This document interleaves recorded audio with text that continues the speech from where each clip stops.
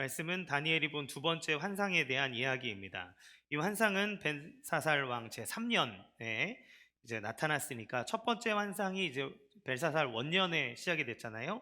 그러니까 이 첫 번째 환상을 보고 한 2년 지나서 이제 맞이하는 시간이 되는 겁니다. 자, 그러면 환상 속에서 보여진 곳은 어디라고 얘기합니까? 2절에 보면 엘람 지방 수산성에 있는 을레강변이다 이렇게 얘기를 해요. 이거를 딱 보면 7장이랑 좀 분위기가 다르죠. 7장에서 그 배경이 어디입니까? 환상 중에 막 바람이 휘몰아치는 바닷가가 나오고 막 파도 치는 바닷가 가운데 있잖아요. 그러니까 7장에서 나오는 환상의 분위기는 상징적인 표현들이 가득하고 보편적이고 궁극적인 실체를 보여주기 위한 것에 있었다면, 이번 8장에 나오는 환상은 시작부터 장소적으로 확인할 수 있는 곳, 역사적인 나라, 환경들, 이 모든 것들을 제공하면서 시작하고 있다는 걸 알 수 있어요. 자, 그러면 여기서 말하는 수산성이라고 하는 것은 어느 곳일까요? 지금은 엘람 지방이라고 나오지만 이곳은 페르시아 제국의 수도가 되는 곳입니다. 그래서 성경의 인물인 왕후 에스더, 그리고 느헤미야가 술 따르는 관원장으로 있었던 느헤미야가 바로 수상궁에서 왕을 섬겼던, 그리고 왕으로 있었던 곳이었죠. 즉 다니엘의 환상 속에서 지금 다니엘이 어디에 있냐면 페르시아의 수도에 있는 거예요. 그러니까 그 의미 자체는 벌써 우리가 앞에서는 바벨론이라는 나라들로부터 환상이 시작됐다면, 이 지금 벨사살 왕 3년째가 됐을 때 점점 저물어가는 바벨론은 이제 사라진 것처럼 두고 저물고 그 다음 시대를 향한 메시지를 던지고 있다는 것을 볼 수 있습니다. 우리가 다니엘의 환상을 보고 있지만 이 환상이 우리가 지금 이 시간을 지나서 이걸 보기 때문에 과거의 일이지만, 다니엘은 향후 몇백 년 동안 그 앞에서 이루어질 일들에 대한 이야기를 환상으로 보고 있다는 것을 기억하시기 바래요. 놀랍도록 구체화되고 하나님이 어떻게 이걸 신실하게 이루어 가는지 이 환상과 역사의 이야기들을 맞춰가면서 함께 보도록 하겠습니다. 자, 그러면 환상의 내용은 무엇인가요? 첫 번째는 순양과 순염소의 환상입니다.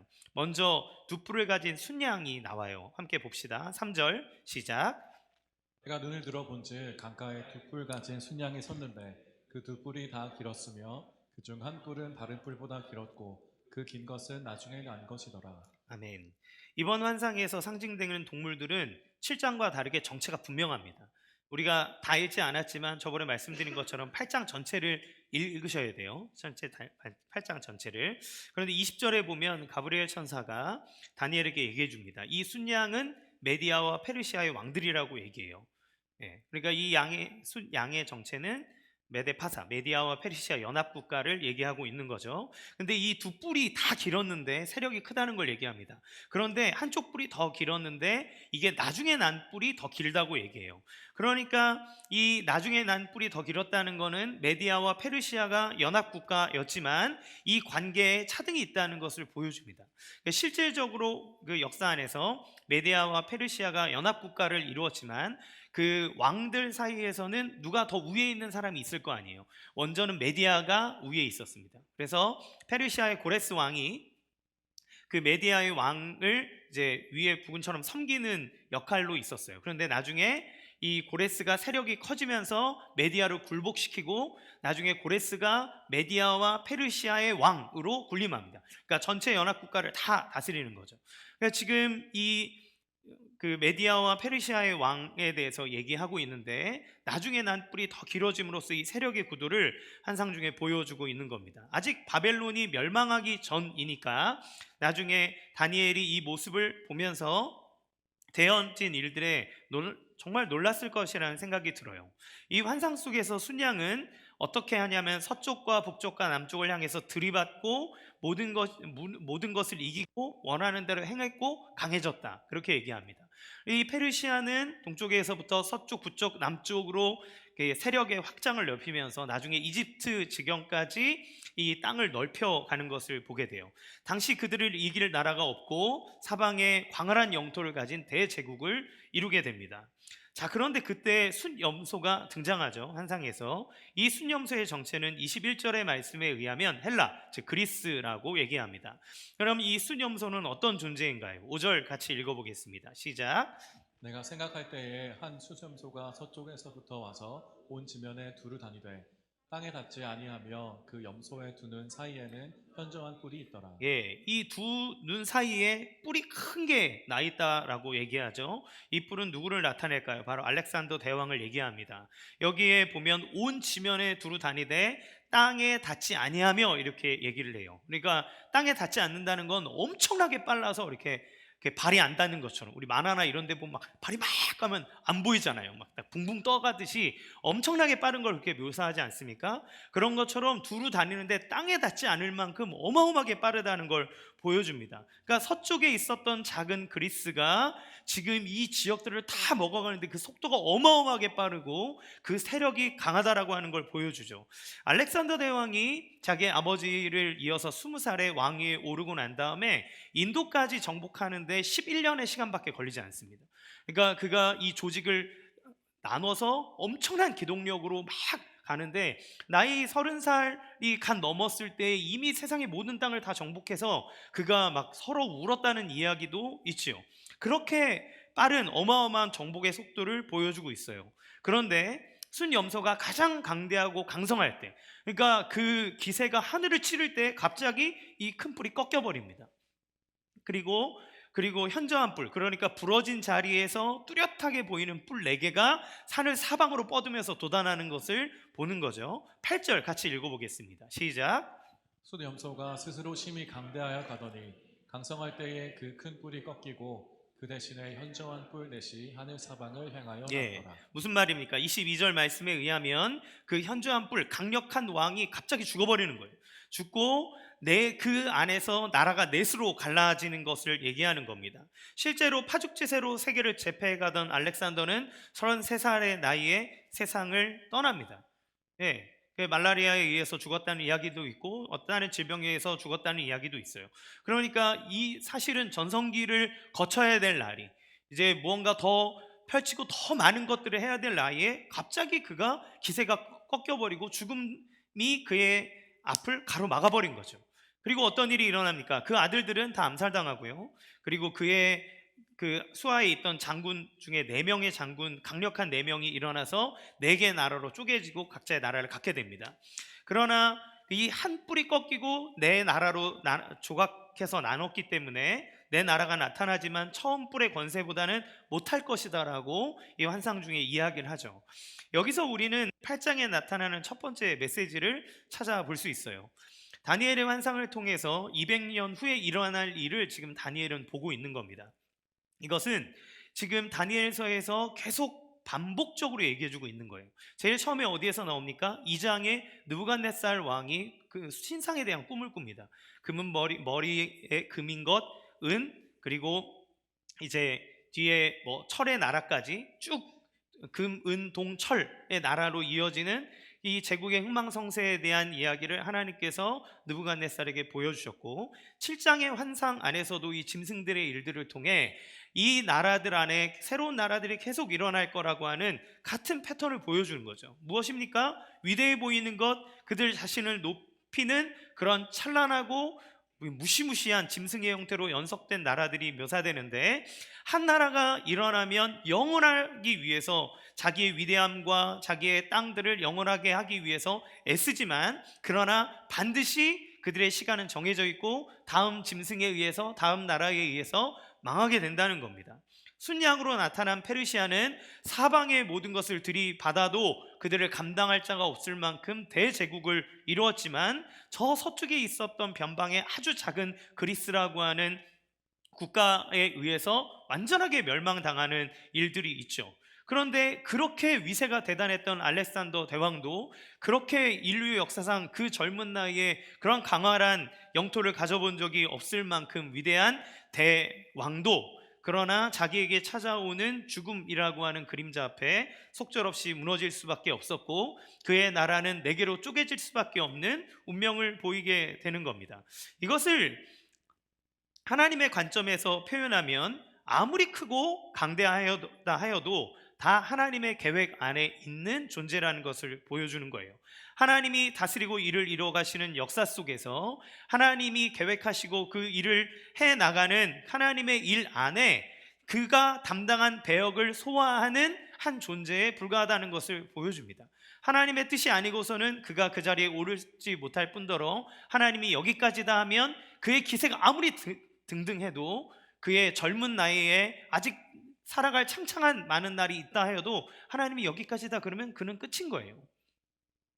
이 역사를 주관하신 분, 이런 놀라운 예언과 그것이 이루어지는 과정은 눈에 보이지 않아도 이 역사를 주관하고 계신 분이 누구이신지를 분명하게 얘기해 주는 겁니다. 7장에서 8장까지 다니엘에게 보여주시는 환상은 하나님이 사람들의 나라를 주관하는 주권자다라고 하는 걸 분명하게 하나님이 보이시는 거죠. 이걸 지금 다니엘이 어디서 보고 있는 겁니까? 바벨론에서 보는 거예요. 바벨론의 그 광활한 영토, 그 왕궁에 있는 수많은 당시의 기술력으로 구현할 수 없을 만큼 위대한 문명과 문화에 대한 것들, 그런 것들을 바라보면서 눈에 보이는 일들로 인해 사실 우리는 압도당할 수 있잖아요. 그런데 그때 하나님이 다니엘에게 보여주는 거예요. 대단해 보이지? 엄청나 보이지? 그런데 다 끝이 있는 거야. 이거를 주관하는 거는 누군지 너를 알아야 된다라고 하나님이 얘기하시는 거죠. 우리가 삶을 살아가면 이런 일들이 놀랍도록 위대해 보이고 숨이 멎을 만큼 크게 다가오는 때가 있습니다. 그렇죠? 우리의 삶 속에 세계사에 이 세계에 일어나는 그 많은 일들, 또 우리의 삶 속에 맞닥뜨려지는 삶의 현상들, 또 내가 회사에 있을 때 뭐 내 위에 상관이건 아니면 내가 쳐다볼 수 없는 회장님이건 뭐 기업의 총수건 어느 위치에 있을 때 내 위에 있는 사람들의 권세를 보면 우리는 금방 주눅이 들기도 하고 그들 앞에서 힘을 못 쓸 것 같은 마음들이 들죠. 요즘에 세상을 살아갈 때도 여러분 이렇게 마트 가서 장 한번 볼 때마다 힘들다는 생각 안 듭니까? 예, 저희 아내랑 한번 얘기하다가 고기를 먹으려 그러는데 우리 텃밭을 하나 읽어야 되나? 뭐 상추고 뭐고 다 너무 비싸니까 뭐 그런 말이 나올 수밖에 없죠. 그런 것들 볼 때 우리의 삶 속에 내가 뭐 어떻게 할 수 없는, 옛날에는 이게 뭐라고 하던 것들이 점점 금값이 돼가고 내가 이 살아가는 삶의 터전 안에서 사실 거기에 순응하고 맞춰갈 뿐이지 더 무언가를 할 수 없는 우리의 연약함들을 느낍니다. 그런데 여러분, 여기서 페르시아 제국, 그리스 제국, 이 어마어마한 제국을 나타낼 때 뭐라고 표현하나요? 이들을 상징하는 짐승이 뭔가요? 양과 염소입니다. 7장은 우리의 관점에서 보는 짐승의 모습이라면 8장은 하나님 관점에서 보는 짐승이에요. 우리의 관점에서 세상을 보고 제국을 보고 어떠한 큰 기업들을 볼 때 그거는 사자 같고 곰 같고 표범 같고 그것보다 더 기괴한 강한 무언가 같아서 도저히 이길 수도 없고 도저히 무언가 우리가 다가갈 수 없는 존재처럼 보이지만 8장의 그 어마어마한 제국을 하나님 뭐라고 표현합니까? 숫, 양, 숫, 염소 이렇게 표현합니다. 목자이신 하나님의 손에 이끌리는 하나님의 피조물이라는 관점에서 보면 아무리 자기가 잘나고 힘이 세고 막 들이받고 승질 부려도 양이고 염소입니다. 하나님의 이끄심 안에 있는 존재라는 걸 보여줘요. 우리의 삶에서도 너무나 크게 다가오는 고난과 아픔이 있습니다. 이 세계의 흐름 안에서 어쩔 수 없이 맞닥뜨리게 되는 경제적인 어려움이 있을 것이고, 어떤 이들은 안전에 대한 위협을 받아 힘들어 할 것입니다. 어떤 사람들은 자녀와 함께 할 때 살아갈 인생들, 그래 나는 이만큼이라도 살았고 내가 해놓은 것들이 있는데 내 자녀들이 살아갈 삶은 얼마나 힘들까? 와, 얘 어떡하지? 그러니까 우리 그렇게 공부시키고 뭐 할 거 다 하고 하는 것 아니겠습니까? 삶에 대한 두려움, 점점 크게 다가오는 인생의 문제들이 있습니다. 또 고칠 수 없는 질병, 특별히 요즘에 마음이 아픈 사람들은 그 작은 아픔들이 얼마나 우리의 삶 전체를 가지고 노는지 몰라요. 그 마음의 문제들이 우리의 삶을 옥죄어오고 힘들게 하고 아프게 하고, 그래서 도저히 이 세상을 살아갈 힘이 없고, 그래서 어떤 사람은 그 옆에 사람이 보면 아무것도 아닌 문제인 것 같은데 그 마음의 문제로 고민하다 자살을 선택하는 사람도 있습니다.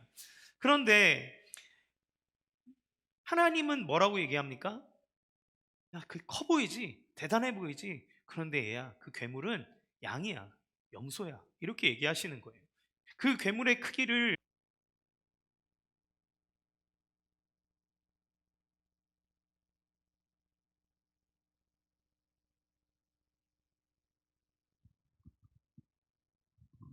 그 괴물의 크기를 크게 만들면 안 됩니다. 우리 환상을 통해 보여주시듯 우리를 위협하고 어렵게 만드는 모든 것은 목자이신 하나님 앞에 양과 염소에 불과한 거예요. 그저 크고 뿔이 있는 양입니다. 이것이 우리를 짓밟지 말도록 하는 것이 우리의 믿음의 관점이라는 거예요. 그것을 위대하게 만들고 크게 만들면 만들수록 우리는 그것에 의해서 후들려질 수밖에 없는 겁니다. 여러분, 삶의 문제를 집중하고 볼 때마다 그거보다 더 크고 놀라우신 하나님이 계심에도 불구하고 나에게 오는 아픔, 두려움, 걱정, 염려, 근심, 그것들에 집중하면 그게 하나님보다 커져요. 하나님보다 커지면 그 역사를 주관하고 계신 하나님이 보이는 게 아니라 그 문제가 우리의 삶을 지배하는 것처럼 보입니다. 한나 아렌트라는 철학자가 예루살렘의 아이만이라는 책을 쓰기 전에 그가 가지고 그 책에서는 악의 평범성이라는 개념으로 악을 설명했는데, 그런데 그 전에 그가 가지고 있었던 개념은 전체주의의 기원이라는 책에 악의 급진성이라는 걸 표현합니다. 그가 나치가 저지른 일들을 보면서 우리의 이성으로는 도저히 이해할 수 없고 용서할 수도 없고 생각할 수도 없는 그런 끔찍한 일들을 보면서 급진적인 악의 본질이다, 이렇게 얘기했어요. 그러니까 사람들이 가지고 있는 이 악한 것들은 너가 됐든 누구나 그 악에 물들면 엄청나게 급진적으로 변화되어서 우리가 상상할 수도 없고 설명할 수도 없는 이런 끔찍한 일들을 하는 거죠. 여러분, 사람을 죽이는 것은 엄청난 일이잖아요. 그러나 전쟁이 일어나면 어느 누구나, 그리고 자기가 살기 위해서든 어떤 환경에 의해서든 사람을 죽이지 않으면 안 되는 환경에 몰립니다. 그러면 죽이는 거예요. 그런데 이 그녀가 이 나치가 저지른 일들, 도저히 이해할 수 없고 용서할 수도 없는 이런 일들을 보면서 그러한 개념을 만들어낼 때 그의 스승인 칼 야스퍼스 교수와 편지로 교류하다가 그 교수가 그에게 얘기합니다. 너가 설명하는 방식은 악에게 위대함을 부여하는 거다. 언제나 악은 위대하면 안 된다. 악은 사소해야 된다. 악은 사소한 것으로 남겨야 이길 수 있는 거다. 이렇게 얘기를 해요. 그래서 그때 그 교수가 사소함이라고 하는 표현을 함으로써 배널리티라는 단어를 쓰고, 그게 우리가 알고 있는 악의 평범성이라고 하는 개념으로 지금 이제 많이 얘기가 되는 겁니다. 그러니까 원래 악을 크게 만들면 안 되고 악을 사소하게 만들어야, 악을 작은 존재로 만들어야 악이 기능하지 못한다는 거예요. 그런데 여러분, 사단이 이 땅 가운데서 우리에게 쓰는 전략들이 무엇입니까? 악을 크게 만드는 겁니다. 하나님보다 더 무섭게 만드는 겁니다. 우리의 삶 속에 일어나는 맞닥뜨리는 일들 힘들죠. 어렵죠. 맞습니다. 그런데 그것을 하나님보다 더 크게 만드는 거예요. 더 부각시키는 거예요. 자꾸 그걸 보게 하는 거예요. 우리가 뉴스를 틀어서 이제 뉴스를 볼 때마다 좋은 일들보다 나쁜 일들 많이 일어나지 않습니까? 옛날에 그 엠번방 했던 그 조주빈이라는 친구가 나와서 나의 이 악한 것을 행하는 악한 악을 멈춰줘서 고맙습니다. 뭐 이런 말도 안 되는, 죄송합니다, 표현, 개 같은 표현을 막 하잖아요. 자기가 한 일들에 대해서 마치 정당성을 부여하듯. 그런데 우리는 그러한 악을 보면서 악에 집중합니다. 싫어하면서도 악한 일, 잔인한 일, 무서운 일에 우리는 계속 신경을 두고 세상을 불안하게 여깁니다. 우리의 삶들 속에서도 얼마든지 하나님께서 펼쳐놓은 수많은 좋은 일들이 있음에도 불구하고 하나님이 이끄시는 선한 길보다 악한 것, 나쁜 것에 집중함으로 하나님의 계시고 역사하시고 다스리시는 것이 아닌 하나님의 도움을 받지 못한다라고 하는 불안감 가운데로 우리를 끌어가는 거죠. 하나님은 그 실체를 보여주시는 거예요. 야, 크게 보이지? 대단해 보이지? 어마어마해 보이지? 무섭지? 그런데 내 앞에선 양이야. 내가 치는 거야. 내 계획대로 가는 거야. 염소에 불과해. 무서워하지 마. 네가 바라봐야 될 것은 나야. 내가 그걸 주관하는 거야. 우리가 하나님을 볼 때 악은 작아지고, 하나님을 볼 때 그 하나님 안에서 그 모든 문제들이 작아집니다. 스펄전 목사님은 너의 고민과 마음의 아픔들을 하나님이라고 하는 거대한 바다에 쏟아 넣으라고, 빠져버리라고. 그러면 그 광대하심이 우리의 모든 것들이 아무것도 아니게 만들어버릴 수 있다고 얘기합니다. 하나님을 바라보는 믿음은 그와 같은 거죠. 지금 이 다니엘의 환상을 통해 하나님이 주시는 메시지는 그것보다 더 크신 하나님. 그냥 와, 앞날을 맞췄어.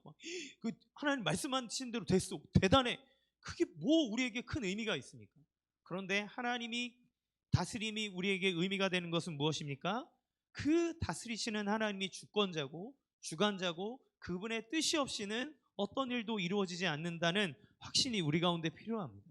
우리가 그 하나님을 믿을 때 우리의 삶의 문제와 고통과 아픔을 대하는 자세는 정말 달라질 거예요. 날마다 그 하나님의 시선으로 우리의 삶을 보는 우리의 삶이 되기를 주님의 이름으로 간절히 원합니다. 두 번째는 작은 뿔의 환상이에요. 이 작은 뿔이 이제 메인입니다. 사실 다니엘과 우리의 시선을 끄는 작은 뿔 하나가 이제 등장하죠. 환상에 있어서 작은 뿔은 기분이 좀 나쁩니다. 그렇죠? 7장에서도 그랬고 9절 말씀 같이 읽어보겠습니다. 시작. 한 뿔에서 또 작은 뿔 하나가 나서 남쪽과 동쪽과 또 영화로운 땅을 향하여 심히 커지더니, 자, 네 뿔 중에 하나는 바벨론과 시리아 지방을 다스리던 셀레우코스 왕조를 의미해요. 그리고 모든 학자들이 이 작은 뿔을 가지고 이 작은 뿔의 정체가 무엇이냐라고 할 때 거의 만장일치로 이 셀레우코스 왕조의 8대 왕인 안티오쿠스 4세를 꼽습니다. 왜 그가 작은 뿔일까요? 원래 그는 왕이 될 사람이 아니에요. 그러니까 왕의 혈통 안에 있는 게 아니라 왕의 동생입니다. 그런데 자기의 형이, 그리고 그 사람은 로마에 14년 동안 붙잡혀 있었던 보잘것없는 사람이었고 소망이 없는 사람이었어요. 근데 그의 형이었던 셀레우쿠스 4세가 죽자 그의 아들이 왕이 되려고 할 때 그가 음모를 꾸며서 자기의 조카를 끌어내리고 본인이 왕이 됩니다. 그러니까 조카를 끌어내리고 왕이 될 정도라면 얼마나 야망이 큰 사람이겠습니까? 그리고 조카를 내칠 정도면 얼마나 잔인한 사람일까요? 우리나라 역사 안에서 보면 수양대군, 이제 세조를 생각하시면 됩니다. 잔인하게 단종을 죽이고 그 자리에 차지했던 그의 모습과 같다고 보시면 될 것 같아요. 그는 왕이 되어서 그의 세력을 펼쳐나가기 시작했고 그 다른 나라를 쳐서 예루살렘을 침공하고 그리고 그 땅을 얻게 됩니다. 그가 예루살렘을 얻고 난 다음에 어떤 일을 했을까요? 다니엘서 8장 11절 12절 같이 읽어보도록 하겠습니다. 시작. 또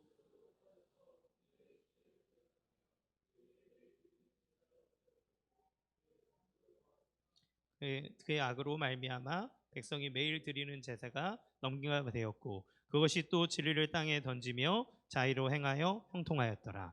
예, 안티오쿠스 4세는 모든 백성에게 그리스 문화와 종교 관습을 따르도록 채택해서 강제해서 나라를 그 종교로 통합하려고 했습니다. 그래서 이거에 제일 많이 부딪히는 민족이 누굴까요? 유대인이죠. 유대인입니다. 근데 유대인들에게 할례를 금하게 했고 할례를 행하는 어머니가 있으면 그 어머니를 죽였어요. 그리고 안식일을 지키지 못하게 했습니다. 예루살렘 성전에서 드리는 제사를 중단시켰어요. 그리고 성전에다가 제우스 신상을 갖다 놓고 그리고 율법에 부정한 동물로 여기는 돼지를 잡아다가 제단에 불태우고 제우스에게 바치는 물건을 하나님의 지성소에다 둠으로써 의도를 가지고 하나님의 성전을 더럽힙니다. 또 성경을 불살랐을 뿐만 아니라 하나님을 믿는 사람들을 향한 철저한 박해를 하는 사람이 이 안티오쿠스 4세예요. 그리고 자기 자신을 높이기를 어떻게 높였냐면 현존하는 신, 현존하는 하나님이라는 의미를 가지고 데오스 에피파네스, 자기를 일컬어서 현존하는 신이다 이렇게 얘기했습니다. 그래서 그의 이름을 안티오쿠스 에피파네스, 그러니까 현존하는 신인 안티오쿠스라고 이야기를 하는 거죠. 예, 이렇게 승승장구하는 그에게 어떤 일들이 일어날까요? 이제 다니엘서 8장 25절 같이 읽어보겠습니다. 시작.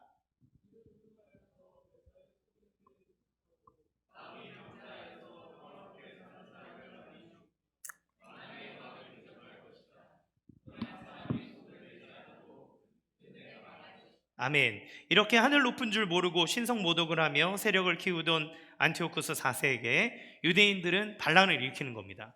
반란을 주도한 사람은 제사장 출신인데 별명은 쇠망치라는 뜻으로 이제 마카비라고 이제 불리는 사람이에요. 그 사람이 이 안티오쿠스를 상대로 반란을 일으키는데 그 혁명을 일컬어서 마카비 혁명이라고 유대 역사에 있어서 아주 중요한 혁명입니다. 그런데 이 반란군을 진압하던 안티오쿠스 4세는 전투 중에 갑자기 질병으로 인해서 모하게 갑자기 죽어버려요. 그러니까 하나님이 얘기하시기를 사람이 손을 대지 않아도 끝내 망한다라고 하는 하나님의 뜻이 그의 삶에 이루어지는 것을 보게 됩니다.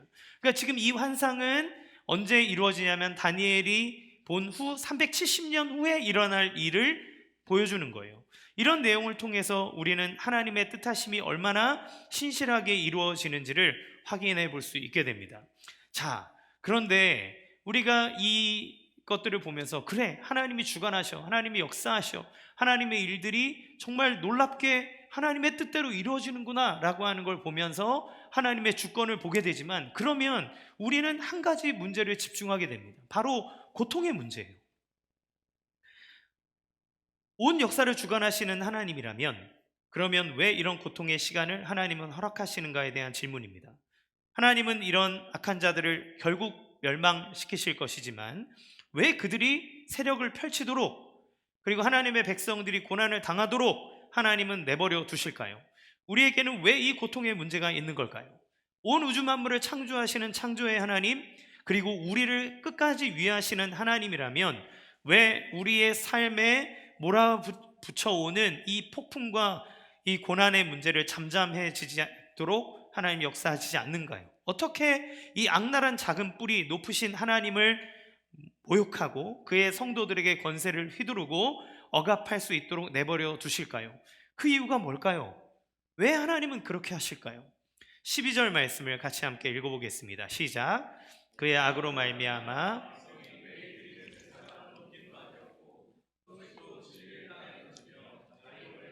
형통하였더라. 아멘. 그가 하나님, 그의 악으로 통해서 하나님께 드리는 제사가 넘어갔고 그렇게 하지 못하게 됐고 진리가 땅에 던져졌다, 이렇게 얘기해요. 뭐 때문에? 그의 악으로 말미암아. 그의 악으로 말미암아. 그러니까 하나님은 지금 이것을 무슨 문제로 보시는 겁니까? 악의 문제로 보는 거예요. 악, 죄의 문제예요. 그러면 여기서 말하는 악은 누구를 얘기하는 걸까요? 많은 학자들이 임모와 얘기하는 것은 작은 뿔의 거역은, 그러니까 안티오쿠스의 거역이라고 얘기합니다. 그가 마음과 행동으로 하나님을 대적하고 하나님을 떠난 삶을 살아간 결과가 하나님 앞에 드리는 예배가 무너져버리고 진리를 따르는 것이 위협받아 그의 손아귀에 넘어가게 되고 하나님의 성전이 욕을 보이는 일들이 일어났다. 그의 악함이 그렇게 만들었다고 얘기합니다. 그가 하나님을 거역한 악 때문이라는 거예요. 그러면 우리는 여기서 한번 이 악이라고 하는 관점을 확대해서 생각해 봐야 됩니다. 과연 그 한 사람만의 악인가? 성경은 모든 사람이 죄를 범하였으네 라고 얘기하면서 모든 사람이 죄인이라고 얘기합니다. 의인은 없으니 하나도 없다고 얘기합니다. 이 죄가 사람에게 들어온 것은 그 마음에 하나님의 자리를 강탈하여 자신이 앉으려고 했던, 하나님의 자리를 노리려고 했던 인간의 이기심과 오만한 마음의 결과입니다. 그래서 성경을 보면 하나님이 당신의 백성들이 죄를 범한 경우가 아니고서는 절대로 원수의 손에 그 성전을 넘기지 않는다고 말씀하세요. 주의 구원이 더딘 이유는 하나님의 능력이 없기 때문이 아니라 우리 죄가 하나님을 거부하기 때문이라고 얘기합니다. 이사야 59장 1절에서 2절 같이 읽어보겠습니다. 시작. 여호와의 손이 짧아 구원하지 못하심도 아니요 귀가 둔하여 듣지 못하심도 아니라 오직 너희 죄악이 너희와 너희 하나님 사이를 갈라 놓았고 너희 죄가 그의 얼굴을 가리어서 너희에게서 듣지 않으시게 하려 함이라. 왜 지금 다니엘은 바벨론의 포로로 잡혀 있나요? 바벨론이 나쁜 놈이기 때문에 그런가요? 세상의 이방 사람들이 악하기 때문에 그래서 지금 이스라엘은 망하고 다니엘은 바벨론의 포로로 잡혀와 있는 겁니까? 아니죠. 하나님의 백성이라고 말하는 이스라엘이 하나님을 거역했기 때문입니다. 그들이 종교화된 예배를 통해서 하나님의 성전을 더럽혔고 그들이 하나님의 율법을 가지고 선한 일을 행하고 연약한 자들을 돕고 하나님의 정의가 이 땅에 실현하도록 애쓴 것이 아니라 종교 지도자들과 기득권을 갖고 있는 사람은 하나님의 율법을 가지고 사람들을 압제하고 그들의 재물을 수탈하고 그들을 스스로가 배부르는 일에 하나님의 말씀과 법을 썼다는 거예요.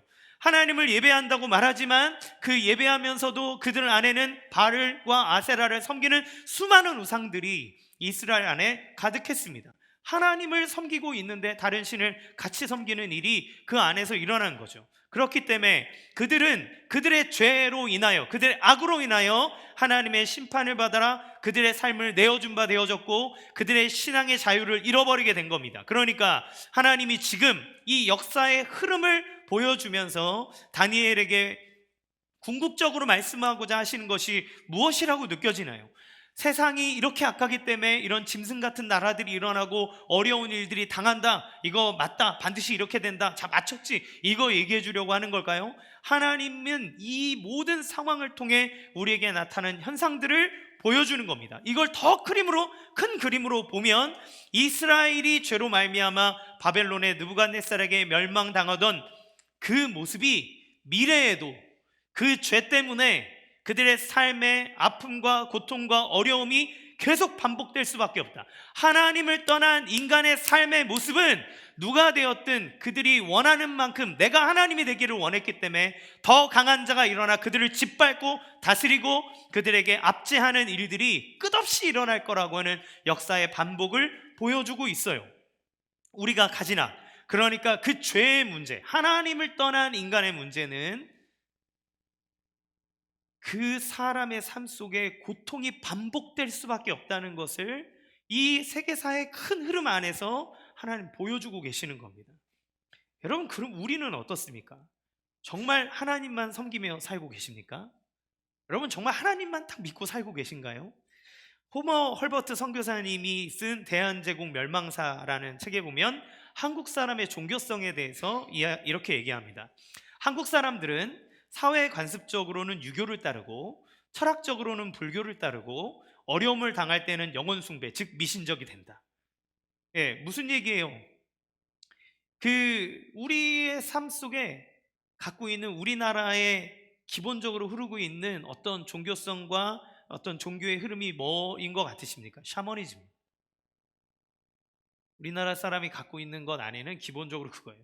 유교를 받아들여서 사회의 개념과 그것들은 뭐 지금까지도 그러지 않습니까? 그래서 우리나라 사람들이 위계질서 이런 거 되게 중요하게 여기잖아요. 교회도 하나님께서 분명히 그리스도 안에서 하나된 공동체로 주셨음에도 불구하고 왠지 목사, 장로, 안수집사 이거를 계급처럼 막 나눠서 계급처럼 생각해요. 여러분, 장로는 높은 사람이 아닙니다. 목사는 여러분 위에서 군림하는 높은 사람이 아니에요. 우리 모두 다 그리스도 안에서 하나된 성도입니다. 그러나 그 역할과 직분이 다른 거지, 그거는 그러니까 피라미드 쌓아놓듯 가지고 있는 계층의 구조를 얘기하는 게 아니에요. 그런데 우리는 이 유교적 개념 안에 그런 것들로 받아들이고 있지 않습니까? 우리나라 사람들 생각들 안에는 유교의 그 사회적 제도를 받아들이지만 철학적으로는 불교적인 사고관으로 생각을 합니다. 선행을 쌓아야 극락을 간다고 생각하고, 그래서 사람들 도와주는 일을 하지 않습니까? 그런데 정말 어려운 일 당하고 힘든 일 당하고 여러분이 잘 살고자 할 때 우리는 미신을 믿습니다. 지금은 안 그런 것 같나요? 얼마 전에 어떤 배우가 인터뷰했는데 아주 젊은 멋지게 생긴 남자 배우들이 얘기할 때 요즘에 뭐 이렇게 관심 있게 보냐 하니까 그 오늘의 운세 어플을 본대요. 그게 너무 잘 맞는데, 그러면서 소개해 줄 테니까 보라 그러면서 그날 운세가 90점이면 기분이 좋고 50점이면 기분이 떨어져 있고 막 그런다 하더라고요. 한 여자 연예인의 집을 이렇게 방문하는 프로그램을 봤는데 집에 탁 들어가자마자 제일 앞에 정면에 보이는 거는 해바라기 그림입니다. 왜 해바라기를, 와 해바라기 예쁘네 그랬더니 저 해바라기가 돈을 불러온다 그래서 거기다 걸어놨다는 거예요. 우리의 삶 속에 늘 우리는 그러한 미신들을 믿고 따르며 나아갑니다. 우리는 안 그렇습니까? 예수를 믿는 우리의 몸이 하나님의 성전이라고 얘기해요. 그런데 여러분, 교회 다녀도 길을 찾습니다.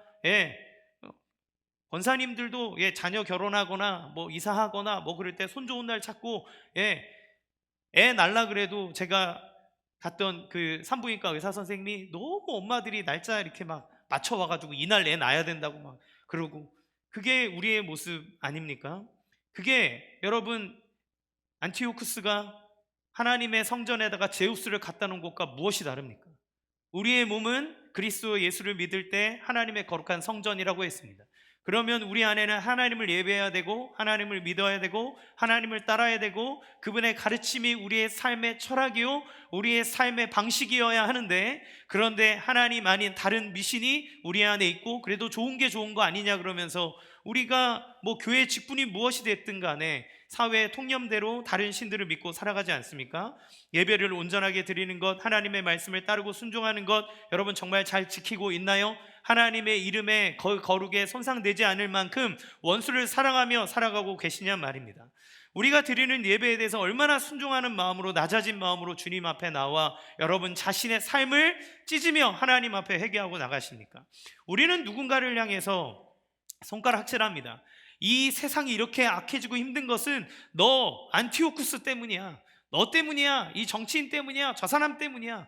가정 안에서도 이 우리 집이 문제가 있는 건 너 때문이야, 아빠 때문이야, 너 아니야, 엄마 때문이야, 동생 때문이야 라고 우리는 서로에게 손가락질합니다. 교회 안에서도 교회가 왜 이렇게 힘드냐, 너 때문에 그렇다, 저 집사만 나가면 교회가 화목해질 것 같다. 우리는 모두 다 너라고 얘기하지만 하나님은 분명하게 얘기하시기를 너의 문제가 아니라, 너가 얘기해 손가락질하는 그 사람의 문제가 아니라 바로 너 가리키는 너의 악의 문제다. 그 죄는, 그 악은 나의 문제고, 그 죄는 나의 문제고, 그것은 하나님 앞에서 반드시 해결돼야 될 것이라고 하나님 얘기하시는 거예요. 그러면 그토록 완악하게 하나님을 계속해서 거역하는 이 사람의 모습, 사단의 끈질긴 유혹과 공격 속에도 불구하고 그 안에서 끝없이 하나님을 배신하고 하나님을 몰아내고 하나님보다 세상을 크게 여기는 믿음 없는 우리의 삶 속에 하나님이 거룩하게 우리를 구별하고 구원하고자 하시는 하나님의 목적은 이루어질 수 있을까요? 오늘 말씀은 벤다라고 얘기하는 겁니다. 하나님은 오늘 8장에 나오는 이야기를 통해서 네가 볼 때 세상의 물결과 그 모든 흐름들이 어쩔 수 없을 것 같고 질 것 같고, 그리고 너희들이 일어날 일이 없을 것만큼 수많은 핍박을 받을 것 같지만, 안티오쿠스 시대에 일어났던 성전과 하나님을 향한 모욕의 일과 박해는 너무나 무서워 보이고 그것이 힘이 강대하게 이루어질 것 같지만, 그러나 하나님은 그 모든 것들을 반드시 하나님의 뜻대로 갚으시고 역전하신다. 하나님은 당신의 뜻대로 당신의 일을 반드시 이루신다고 이 역사의 흐름 그리고 환상을 통해서 말씀해 주시는 거예요. 그가 아무리 하나님의 성전과 하나님을 향해 모독하는 일을 했다 하여도 그거는 그림자에 불과하기 때문에 그렇습니다. 정말 하나님을 모욕하는 일들이 200년 후에 일어날 것이기 때문에 그래요. 200년 후에 누가 오십니까? 예수님이 이 땅에 오십니다.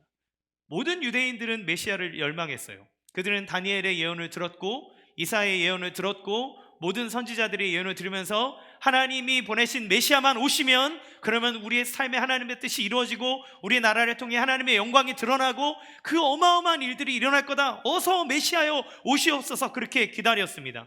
그분이 오시면 하나님의 나라가 도래할 거라고 믿었어요. 그런데 어떤 일이 일어납니까? 예수님이 오셨는데 아무도 그분을 영접하지 않습니다. 요한복음 1장 11절 읽겠습니다. 시작. 그가 자기 땅에 오셨으나 그의 백성은 그를 맞아들이지 않았다. 예, 아무도 예수님을 맞아들이지 않았습니다. 왜냐하면 우리가 생각하는 모습과 너무나 달랐기 때문이에요. 그러니까 어떻게 했습니까? 영접하지 않은 정도가 아니라 당시의 패권국가인 로마의 비유를 맞추기 위해서 자기가 그토록 쌓아놓은 재력과 자기의 명성과 자기의 지위를, 기득권을 유지하기 위해서 자기가 원하는 모습의 메시아가 아니라서 등의 이유로 예수님을 십자가에 못 박습니다. 누가 박습니까? 하나님의 백성 유대인들이 박습니다. 로마를 통해서 강력하게 주장해서 저 하나님을 십자가에 못 박으시오. 우리는 그 자리에 있었다면 어떻게 행동했을까요? 저는 별반 다르지 않을 것이라 생각합니다. 우리가 삶의 현장 속에서 죄를 이기고 하나님을 향해 온전한 예배를 드리고 순종을 드린다면 모를까? 지금처럼 넘어지고 우리의 수많은 작은 이익에 의해서 하나님을 나몰라라 할 때가 있고, 어떤 더 좋은 것들을 얻을 때라면 하나님 말고 다른 미신을 기꺼이 믿는 우리라면 어쩌면 우리도 그 아래서 예수님을 향해 손가락질하고 너가 하나님이라면 우리를 구원해봐라, 내가 원하는 것을 내놔봐라 라고 얘기하며 하나님을 모독할 겁니다. 여러분, 이것이 안티오쿠스가 했던 하나님을 향한 모독보다 덜 못하다고 할 수 있나요? 아니죠. 그보다 더한 겁니다. 하나님을 죽이는 그 일만큼 하나님을 향해 가증한 일이 어디에 있습니까? 우리가 여전히 자기 정신성을 가지고 살아간다면 우리가 순양이고 우리가 순염소입니다. 우리가 안티오쿠스인 거예요. 그러면 이런 세상의 모든 연약함 속에서 하나님은 그 모멸과 그 하나님이 당하시는 그런 수치 속에서 하나님은 어떻게 구원하시나요? 그것이 바로 십자가의 능력인 겁니다. 다니엘 8장을 통해서 하나님을 향해 아무리 가증한 일을 하고 하나님을 대적하려고 하고 그의 권세를 무너뜨리기 위해서 모든 것을 다 쏟아붓고 제우스를 갖다 놓고 막 그에 대한 모욕을 아무리 준다 하여도 하나님의 계획은 막을 수 없다는 거예요. 너희들이 원하는 방향대로 막 다 했다 할지라도 하나님이 계획하심 아래 있다라고 하는 겁니다. 하나님의 계획은 구원을 위한 계획이에요. 사단이 아무리 십자가상에서 예수님을 향해 악랄한 일을 벌려도 결국 그 악랄함은 하나님의 계획을 이루는 하나님의 방식으로 풀어질 겁니다. 예수님은 왜 십자가에 못 박혔습니까? 오늘 말씀하신 말씀의 12절 13절에 보면 어떤 거룩한 천사가 말합니다. 이런 환난이, 하나님을 향한 모욕이 언제까지 지속될까? 언제까지 하나님의 백성이 짓밟힐까? 이렇게 얘기할 때 다른 천사가 다니엘에게 얘기합니다. 2300주야가 지나면 비로소 성소가 깨끗해질 것이다. 이 2300주야에 대해 다양한 해석들이 있지만 모든 학자들이 이구동성으로 얘기하는 하나의 공통된 주제는 무엇이냐면 다른 것과 같이 모호한 날이 아니라 정확한 하나님의 일수가 있다는 거예요. 하나님이 그 성전을 깨끗하게 하시기 위해 심판하고 고난을 주시는 날, 그리고 그 백성을 구원하여 하나님의 뜻을 이루고자 하는 정확한 날이 하나님에게 있다는 겁니다. 여러분, 한때 두때 반때와 같은 것이 아니라 죄를 심판하는 하나님의 때가 있습니다. 그 죄에 대한 심판은 모든 악을 다 없이 하시고 하나님의 거룩을 세우시는 시간입니다. 그러면 그 하나님의 거룩함을 세우는 거룩함을 세우는 그 하나님의 일 앞에 우리 모두가 안전할 수 있습니까? 우리 모두가 그의 심판과 그가 정결하게 하고자 하는 그 깨끗한 청소 가운데 우리는 휩쓸려 가지 않을 수 있습니까? 여러분, 그래서 예수님이 오신 거예요. 예수님이 그 모욕을 자기가 받으시는 겁니다. 정해진 기간에 원래 하나님의 백성, 하나님의 사람, 하나님이 받으실 모욕을 당신이 우리의 몸을 입고 이 땅에 오셔서 그 모욕을 십자가상에서 다 받으시는 거예요. 그의 몸에 창자국을 내고 못자국을 내므로써 하나님이 그 성소가 모욕을 당하듯 진짜 성전이신 예수님이 그 모욕을 다 받으시는 겁니다. 그렇게 받으심으로써 하나님이 하실 심판을 우리에게서 걷어가시고 우리를 올가매고 붙잡아 매고 있는 모든 사망의 권세를 예수님이 가져가시고 그리고 부활하심으로 말미암아 하나님께서 영원토록 우리를 지키시고 보호하신다라고 하는 보증이 되어주시는 거예요. 따라서 이 십자가라고 하는 것은 하나님의 백성의 거역과 하나님을 반대하는 사탄과 그를 따른 세상을 향한 하나님의 분노를 나타내는 겁니다. 그걸 절대로 내버릴 수 없다는 하나님의 의지를 나타냅니다. 그러나 반대로 하나님 앞에 그리스도를 믿어 구원을 얻은 그 하나님의 백성에게는 이 십자가의 약속은 우리의 연약함과 거역을 하는 죄에도 불구하고 또 사탄과 그의 수하들이 우리를 끝없이 잡아끌고 유혹으로 이끌어 지옥의 죄악 가운데로 끌어가려고 한다 할지라도 하나님의 강력한 의지는 반드시 너를 구하고 만다. 반드시 너를 보호한다. 반드시 너를 거룩하게 만들어 나의 백성, 나의 자녀로 삼아 내가 너에게 주고자 하는 그 평안과 안식과 하나님의 그 모든 부유함을 누리게 하겠노라라고 하는 하나님의 보증입니다. 그것이 십자가인 거예요. 세상의 악이 어떻게든 우리를 죽음으로 내몰려 할지라도 그게 너무나 강력해 보이고 이길 수 없는 것 같다 보일지라도 주님 앞에서는 양과 염소에 불과하다고 얘기하는 겁니다. 죄가 우리를 올가매는 것 같고 우리를 하나님께로부터 멀어지게 하는 것 같지만 그러나 주님이 그 당신의 강력한 의지를 가지고 끝까지 우리를 붙잡겠다는 겁니다. 여러분의 마음속에 여러분을 절망의 나락으로 끌고 들어가는 수많은 인생의 문제들이 있지 않습니까? 그 문제가 하나님 뭐라고 얘기하시는 겁니까? 하나님을 떠난 인간의 죄와 악의 문제라고 얘기하시는 거예요. 그러면 우리의 삶 속에 고통과 두려움, 불안함, 그 모든 것들을 가지고 살아갈 때 하나님이 주시는 약속은 구원하신다는 것은 그리스도 예수의 십자가의 보혈로 말미암아 그 모든 저주를 내가 반드시 끊어내고 너를 하나님만이 누리는 그 하나님의 기쁨과 평안으로 이끌어 주겠노라고 약속하는 겁니다. 여러분의 삶 속에 여러분을 괴롭게 하는 악의 문제는 무엇이 있습니까? 여러분을 절망에 빠뜨리는 삶의 이런 무시무시한 일들은 무엇입니까? 여러분의 마음 원하여도 여러분을 자꾸 절망과 우울과 그런 힘없음의 나락으로 끌고 가는 인생의 문제들은 무엇이 있습니까? 주님은 그 문제에 대해 유일한 답 하나를 제시하는 겁니다. 그것은 죄와 악의 문제고 그것을 해결할 길은 그리스도 예수의 십자가 안에 있다. 내일부터 고난주간입니다.